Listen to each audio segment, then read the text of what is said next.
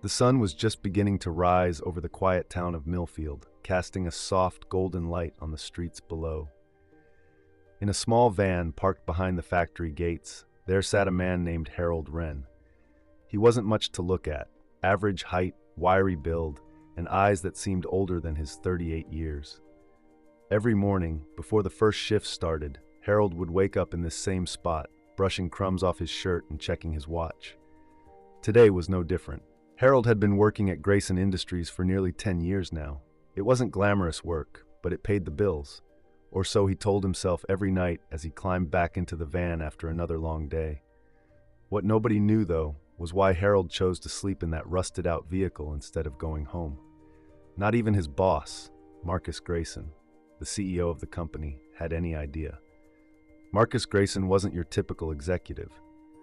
Sure, he wore tailored suits and drove a sleek black car, but deep down, Marcus cared about his employees. Lately, something had been bothering him. One of his workers, Harold, always seemed tired.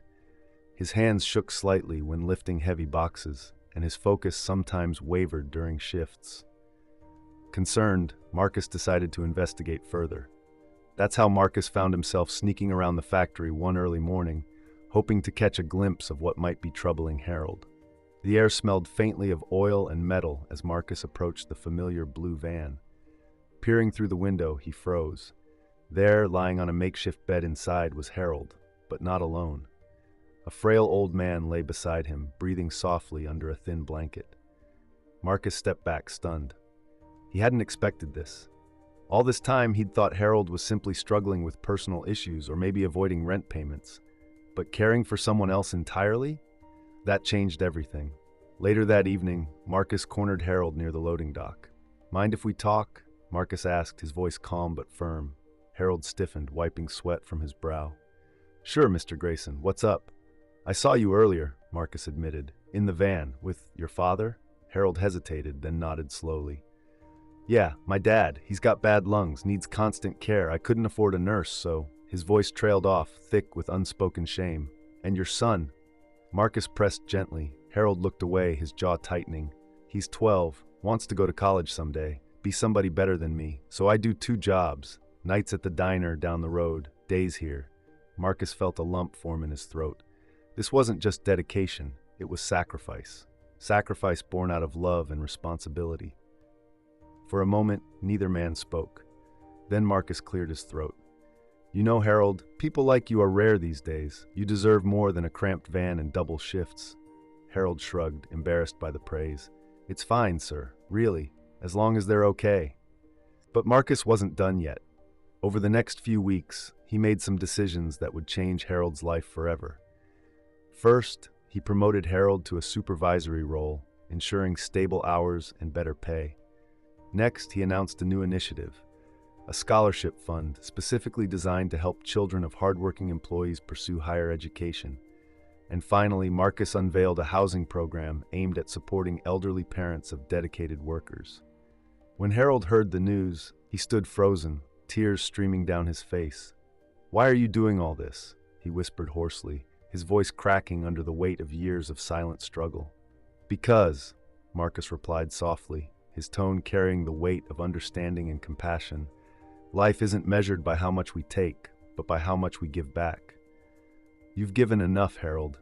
Now let us carry the load for a while." As the crowd erupted in applause, Harold clutched the letter offering his son a full scholarship. Beside him, his father smiled weakly, his frail hand reaching out to pat Harold's arm. The old man's eyes sparkled with pride, though they were clouded by years of illness. For once, Harold allowed himself to feel hope, not just for tomorrow, but for years to come. And as the sun set over Millfield that evening, casting its warm glow over the factory grounds, Harold realized something profound. True success isn't defined by wealth or status. It's defined by the lives we touch and the burdens we choose to share. The days that followed were a blur of gratitude and disbelief for Harold. He couldn't stop thinking about what Marcus had done, not just for him, but for so many others who worked tirelessly without recognition. Every morning, as he walked through the factory gates, now wearing his supervisor badge, he felt a sense of purpose he'd never known before. His colleagues congratulated him, their words filled with admiration and respect. But Harold knew it wasn't just about the promotion. It was about being seen, about someone finally noticing the invisible sacrifices he'd been making for years. One evening, after finishing his shift, Harold decided to visit his son, Ben, who was studying late at the local library. Ben had always been a quiet kid, preferring books to sports or games. Harold often worried if he was putting too much pressure on the boy, pushing him toward dreams that might feel unattainable. But tonight, as he entered the dimly lit room and saw Ben poring over college brochures, Harold felt a lump rise in his throat. "You're working hard, huh?" Harold said, taking a seat beside his son. Ben looked up, surprised. "Dad, I didn't hear you come in." "Yeah, I'm trying to figure out which schools have good engineering programs. Did you know scholarships can cover tuition? If I get one, maybe I won't have to worry about—" Harold cut him off, placing a hand on his shoulder. "You already got one, son. A full ride. Mr. Grayson set it up for kids like you."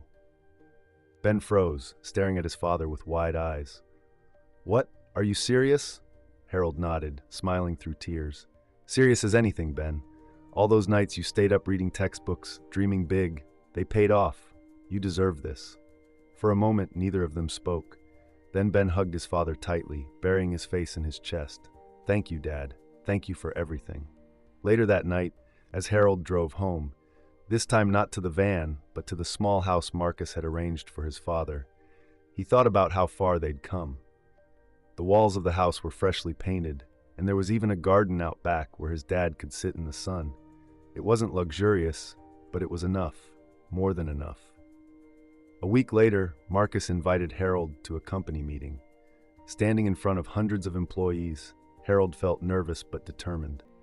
When Marcus handed him the microphone, Harold took a deep breath and began speaking. "I don't know how to say this right," Harold started, his voice trembling slightly. "But I want everyone here to know that every day, we wake up and do our best. We lift boxes, fix machines, and keep this place running because we believe in what we're doing. Some of us do it alone. Some of us do it while fighting battles no one sees. But tonight, I stand here knowing that none of us has to fight alone anymore. Thanks to Mr. Grayson, and thanks to each other, we're building more than just products. We're building families." The room fell silent for a moment, then erupted into applause. Harold stepped down, feeling lighter than he had in years. Months passed, and Harold adjusted to his new life. He spent weekends helping his dad plant flowers in the garden, and evenings cheering Ben on as he aced his exams. One afternoon, as Harold sat on the porch sipping coffee, Ben approached him with a piece of paper. "It's my acceptance letter," Ben said, holding it out proudly. "I got into Stanford." Harold stared at the letter, his heart swelling with pride. "That's incredible, son. Absolutely incredible." Ben grinned, sitting beside him. "Do you think Dad would be proud?" Harold turned to look at his father, who was tending to the roses in the yard. "He already is, Ben. We both are." As the sun dipped below the horizon, painting the sky in shades of orange and pink, Harold reflected on the journey that had brought him here. Life had thrown challenges his way, testing his resolve and forcing him to make sacrifices most people wouldn't understand. But through it all, he'd learned an important lesson. Sometimes the greatest victories aren't the ones we achieve alone, they're the ones we share.